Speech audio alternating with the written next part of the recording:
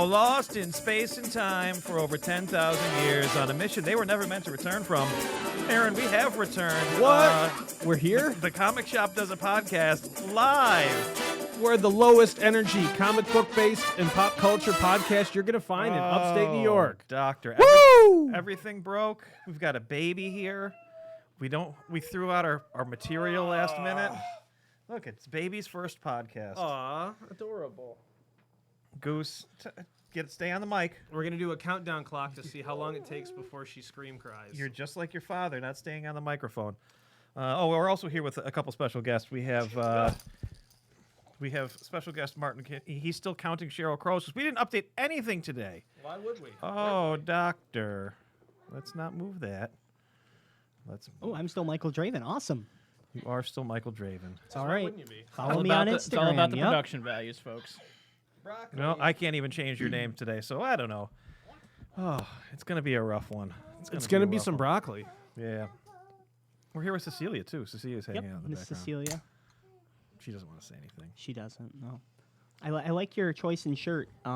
Your Misfits shirt that you stole from me, which is now yours because I got a new Misfits shirt in the mail today. So that works out perfectly. Cecilia got a new Misfits shirt in the mail today. Cecilia, did you get a new Misfit shirt in the mail today? It's a large. Yes. Yeah. Well, Oh, I guess boy. the lesson learned here, Michael, is you get to get even smaller. Yep. I'll have to work my way to a medium. No more Goose. sandwiches for you. There's a goose. Yeah, get on that mic.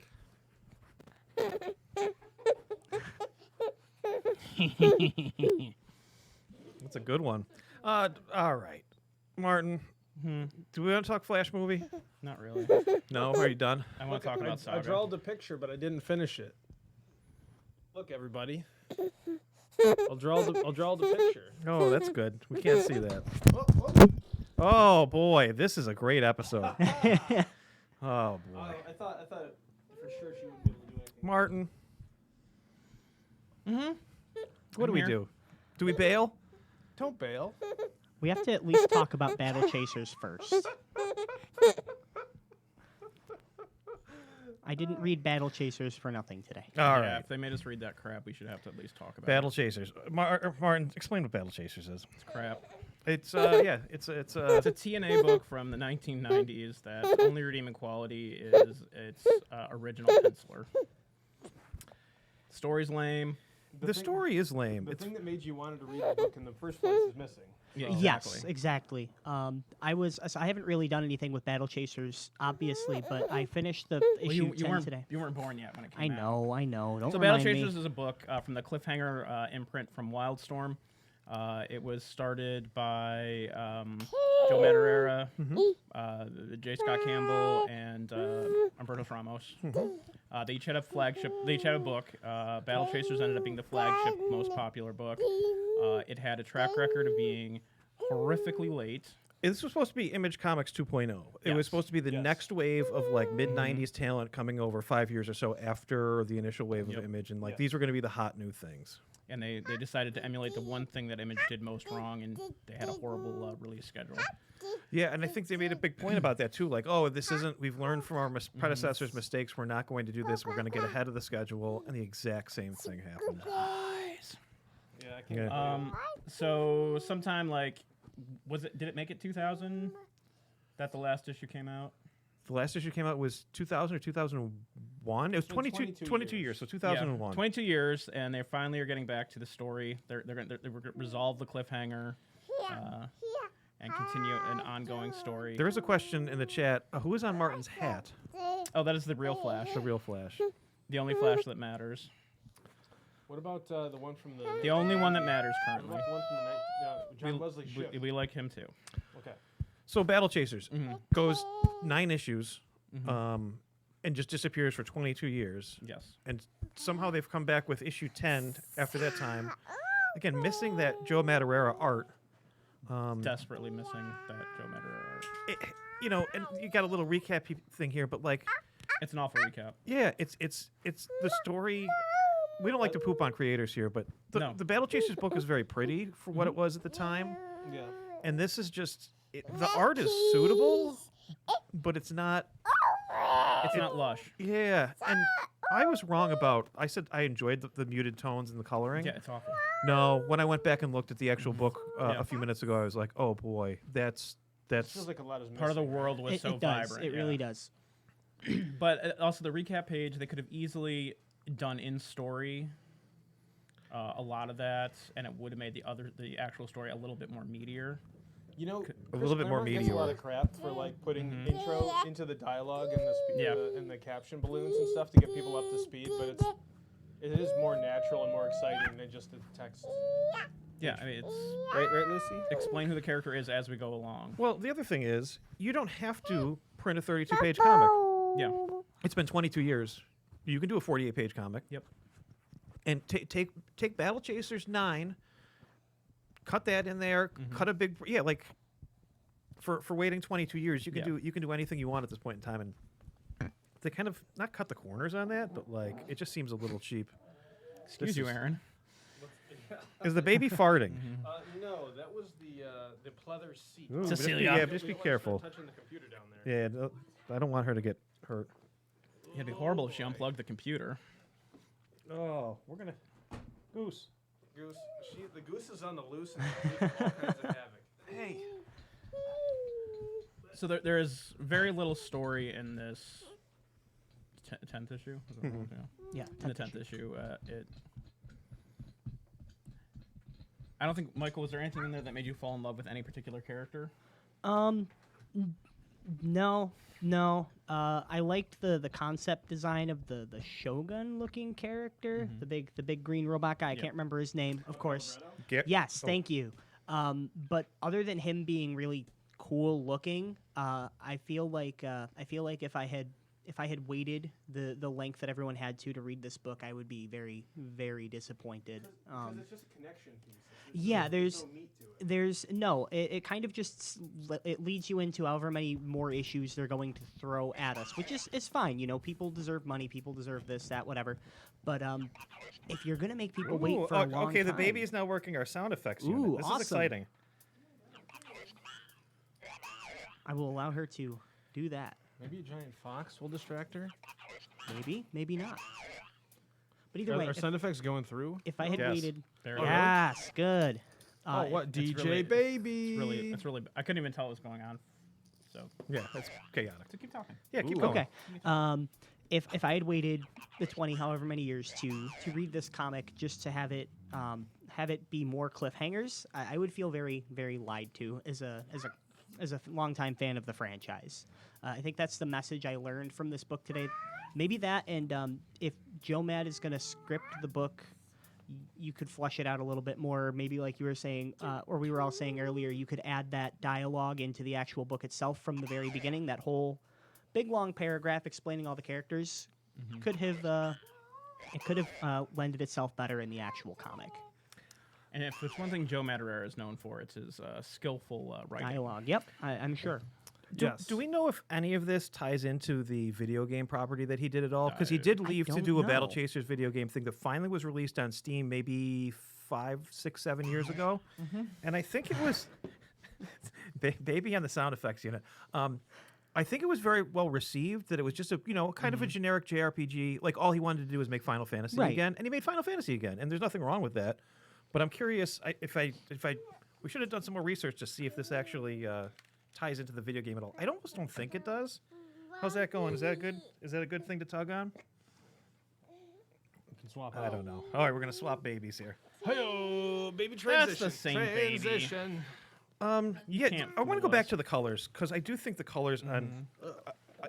And this is kind of a bad example of that, but the But Liquid and Joe Mad makes sense. It's one of the spots that Liquid makes sense on. I thought think. the coloring was going to be a little bit garish and like which is why I kind of said I enjoyed the muted tones of the book number 10. But no, Martin, you were right. I was wrong. This is and again I'm picking the worst pages to look at. But- Find something with Red Monica where she can pop off Yes, the page. Yeah. yes. in more ways than one. Two distinct ways. Hi-yo. She's a very nice lady. Yeah, just again very pretty book. But there's no real story going on in these first 1 through 9s either. It's just a very generic No. sword and sorcery, and I don't know. Was it actually him and his friends like their D&D characters, and he just translated it into a That would make a lot of sense. Yeah. I could definitely see that based on the whole avenging father cursed artifact being in possession by people it shouldn't. That's a very D&D plot. You know, one thing that I was surprised about not having really read the Battle Chasers thing is reading the new one. I couldn't believe that they're still on the gauntlets. You know what I mean? Yeah. I was like, wait, the gauntlets are still the big deal? Still? Yeah. So they didn't really get very far. And that's wild, too, because, like, in one comic book, I mean, back in the day, in the Silver Age, one page could change everything. Exactly. You rocket through tons of plot ideas. This book is very, and we talked about this in our Cliffhanger podcast in the past. This book is very iconic to me. The way he draws some of these characters, that's how I drew as a kid for the longest time. That like, there are certain attributes of bringing that manga style into that I was not into manga, but it changed the way that I drew and it changed the way that I looked at comics. But yeah, writing wise, It was a gateway. It was a Yeah. gateway drug into manga. like those big, again, the gauntlets. For the longest time, I would draw characters with these big, oversized mitts that, like, I don't know, it just looked visually cool and interesting and different. What's his name? What's the sword guy's name? Garrison. Like the way that Joe Mad would draw his profile and things like that. Like that's very much ingrained in my style of cartooning. There's a whole generation of artists who draw the way they do because of Joe Mad and that Garrison profile. Joe Mad was the guy too that comes into Marvel at age 16, Mm-hmm. and everybody was adopting Jim Lee's style for X-Men, correct? And then, yeah. when Joe Mad took over the X-Books when he was like 22 or 21, everybody kind of changed their style to match. Like he was a super Roger influential. Cruz did. Yep. Roger Cruz. So Roger Cruz used to take a ton of his stuff when he couldn't make deadlines and would just pass it off as a Joe Mad style. Oh, look, the baby's making its rounds. Wonderful. Her rounds. Her rounds. Baby's first podcast. Well, she was starting to go into scream cry mode, so. Yeah. So it'd be But, like Lucas was still here. But yeah, this is actually easier to do than a podcast with Lucas. But anyway, We got one good joke out of the night, that's for sure. but Joe Mad was originally a huge John Byrne fan. Like if you go back and look at the North Star backup he did in Marvel Comics Presents, like all the body hair is very Terry Austin-y. Oh, She Yeah. doesn't want to hear about the. She body doesn't want to hair hear on about the North body Star. hair. doesn't like Terry Austin. I don't know. That's all I got for Battle Chasers. Martin, do you have anything? Just a disappointment. Yeah. What about tattle chasers? It's just a whole bunch of people tattling on each other, and they're just chasing each other around. Martin- That's my job. Well, we every had day. one good joke for the night. Yes, one good joke. Let's talk a little bit about the Flash movie, and then we'll probably just call The it. Flash, what now? The Flash, whatever it was. There was a Flash movie? Yeah, nobody saw it. Wow. Not a flash mob. Box office was terrible. Awful. 55 million in the U.S., 135.7 million worldwide as of June 19th. I'm going to bring up what I brought up before. Guardians of the Galaxy does 160 its opening weekend. It's projected that The Flash will not do that for the entirety of its cinematic run, which is like it's universally kind of panned as like a bad movie. It doesn't seem to go anywhere. It's The Flash. It's not even a Flash movie, right? It's just trying to course correct all the Yeah. other movie things that have gone. In a universe that's fading away fast. What? I think that's a tough thing too, is that it was like dead in the water because like James Gunn's rebooting everything, so all these things are kind of like. Well, James Gunn said this was the best superhero movie ever. Yeah. Correct? Did he really? Yeah. did. Way to lose trust. Someone I was reading somewhere that maybe he shouldn't have said that, and maybe they shouldn't have spoiled all the cool stuff that was coming in this movie because it takes away the punch of all that stuff. So it's not. How as do you feel big. about using like a George Reeves and like If his estate signs off on it, I'd have no problem with it. Kevin Smith made the comment. He was a lot of people felt Yeah, like it was Kev- weird. Kevin Smith made the comment of like, when I die, you can superimpose me into porn. I don't care what you do with my likeness, which I think is a bit extreme. But I don't know. Part of me is like, it's cool to honor that legacy, but like, couldn't you have taken some of the actual footage from that and maybe as opposed to giving like some kind of CGI treatment? Especially since the history that actor had with the role too. I guess I would probably take Do into you consideration. want to too. explain the history he had with that role? You want it? I'll give that one right to you. Okay. Basically, he despised having that role. He felt like he was typecast and kind of trapped in it. At the end of every season, Yeah. he would burn his costume Yeah, because he just hated hated it. it. Yes. He didn't want to be Superman for the rest of his life, and unfortunately, he was Superman for the rest of his life. He was And- like Adam West on like Yeah. speed and as far as his recognition. Jonathan says it feels a little sleazy, doesn't it? And that's, I guess, how I feel about it. I think there are ways to honor the legacy of the Yeah. people that played those characters, but like, it's going to be a very weird future. Oh, definitely. I can't even That, like- imagine what the next 5 years are going to bring. Right, Lucy? That's why the writer's strike's so important. Yeah, because AI and all that stuff is on the docket. They're not using AI for anything right now. Are you sure? No. Yes, yes. Yes. Segueing into that. Oh, there's a baby. Baby. Or is it? No, it's The other- baby AI. I know that Baby Martin, you AI. don't care for Ezra Miller, and most people don't. Oh, no, and I think no. that was also the problem with this movie was, how do you rally behind the star When the that star nobody is such a no, when sleazeball. the star's a sleazeball and nobody likes the star? Mm-hmm. Secret Invasion, Jonathan says yes. AI. So just flip back to DC real quick. Yeah, go for it. So they're releasing 4 movies this year: the Shazam 2, Blue Beetle. Blue Beetle, Flash, and Aquaman. Okay, yeah. Those 4 movies are going to cost Warner Brothers between 1.1 and 1.2 billion dollars wow. between how much they're marketing them and how much they put into actually filming them. Oh, so that I thought when you said this earlier, I thought that was just the marketing budget. No, that's that's Okay, everything. all right. That not that it makes me Yeah. feel better, but when you said that, it's like 1.2 billion dollars to market, and it's just circling the toilet. Like, wow. Yeah, and so there's a lot of pressure now on Blue Beetle and Aquaman 2.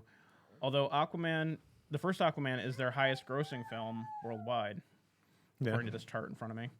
Aquaman was Oh, there's a demand in the chat that says "Show me Lucy."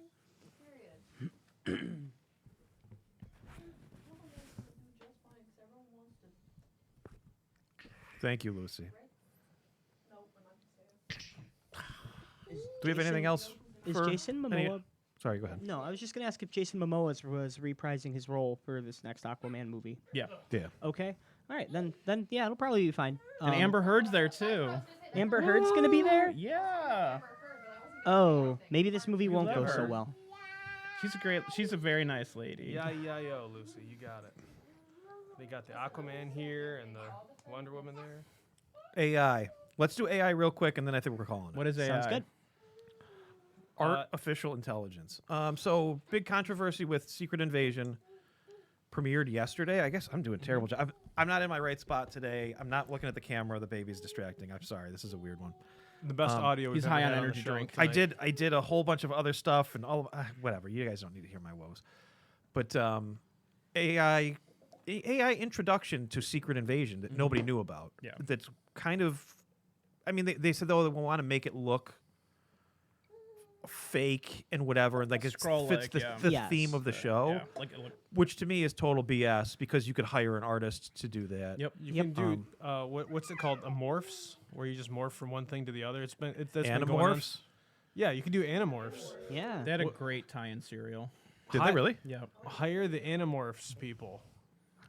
But where are the animorphs people? you know, with all this writer strike stuff Yeah. going on It's right just now, extremely poor taste. it very poor taste, and I think that these are all coming from very creative people, and you're taking jobs away from people. And I guess the argument is, oh well, there were still people that were doing the AI that were paid, and it's like, yeah, Yeah, but those are people who mess around with the AI. They're not creating anything. They're typing things in for stupid executives. and at a certain point in time that will become a skill and that will become a art maybe.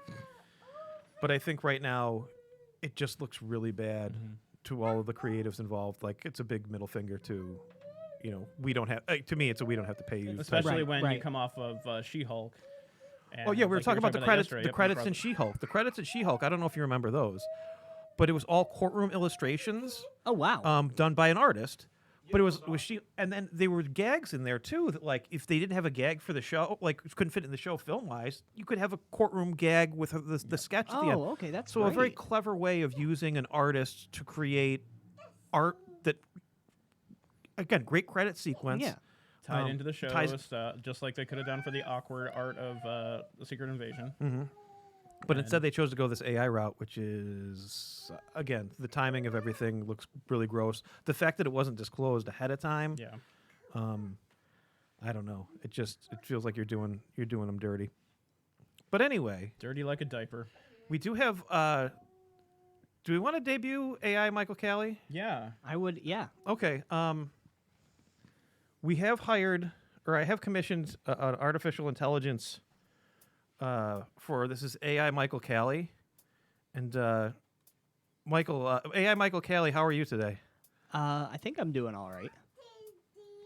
AI Michael Callie, how do you feel about having a baby here for the podcast? I don't know what a baby is. You seem to be making some strange noises there too. We can trust you. Okay. AI Michael Callie, what's your thought about the AI intro to Secret Invasion? I think it's the best thing ever made, and we should be doing AI for everything. That seems a little bit Strange. self-serving. I feel like I'm watching Dr. Katz right now. It is. It's a little doctor. It's a squiggle vision. I don't even know where we're going with this. All right, great. But anyway, that's AI Michael Callie. Thank you, AI Michael Callie. We may be coming back to you in the future to have you replace the real Michael Callie. I hope so. Maybe you'll just replace all of us. Who knows? We'll just have the real Michael Callie pricing Archie comics while AI does the podcast. Oh, welcome back, Michael Callie. Oh, I missed you. I missed you too. Oh, I missed you guys too. Would you like more now? Yes. Hey, May. No, Just dump a couple in. no, we got a crying baby again. All right. And she's taking her dad out. What do you think? Is that it? Yeah. Yeah, we made it like 25 minutes. yeah.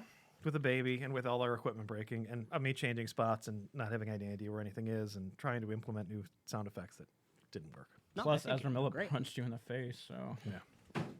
Oh, was that a sound effect? That was good. Yeah. Perfect. Do the time. Ezra Miller punch me in the face sound effect again. Oh, damn it. That was good. Well, anyway, Any questions from the audience? why did we do this tonight? Might be the question. Oh,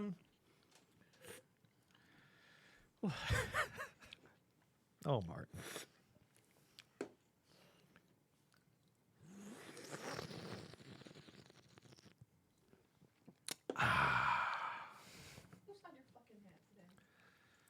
It's The real Flash. Flash. All right. This has been the Comic Shop. Does a Oh, you're podcast fine. with an infant. Just take over for Aaron. See? I can come back and do the sign off. I can do it, guys. Hey, all right. We'll let you do the sign off. We'll let you do the sign off. Jack Kirby's just rolling in his grave. This has been the Comic Shop Does a Podcast. I'm Evan Coy. I've got very low energy, and I've got a baby who is screaming and crying. I'm Aaron Z. Lee. We're here with very special guest Martin Kinney, who is not constipated. and regular guest. Michael Draven. Oh, before we go, let's talk about the truck that we saw outside. Ooh, I didn't get to hear about this earlier. Jeez, it was even more impressive walking over I missed there. it. I wish I had my The- phone. I would have taken a picture. This man's penis must have been incredibly tiny. I've never seen a truck like this in my entire life. It was like driving a monster truck, and he pulled up to Stewart's to get gas. I've never seen. Not just gas, but 3 extremely large bottles of water. Was he a handsome fella? No. No. I don't know. I've just never seen a truck like that in my life. Like I can't imagine what it cost. He has like a Wait. big barrel that he's filling up. Yeah, on the, yeah. like Is it Oh. still out there? No. no Oh, I was gonna say It might be. It might still be filling it up. What color? What color was it?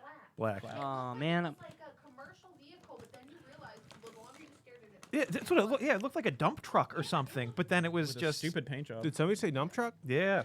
the only reason I was curious is my cousin likes to drive trucks like that around, and Does he have a small penis? as far as I know, he does. Apologies to Jack Kirby. Good night, everybody.